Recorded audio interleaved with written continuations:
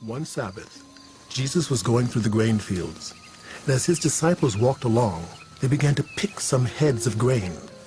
The Pharisees said to him, Look, why are they doing what is unlawful on the Sabbath? He answered, Have you never read what David did when he and his companions were hungry and in need?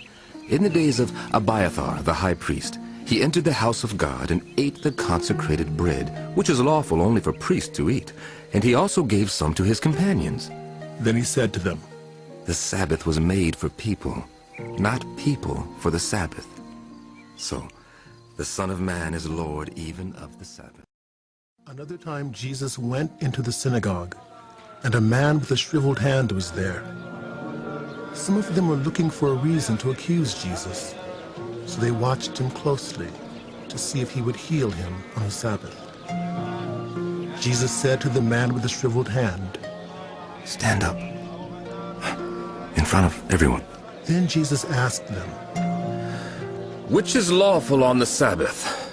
To do good or to do evil? To save life or to kill? But they remained silent. He looked around at them in anger, and deeply distressed at their stubborn hearts, said to the man, Stretch out your hand.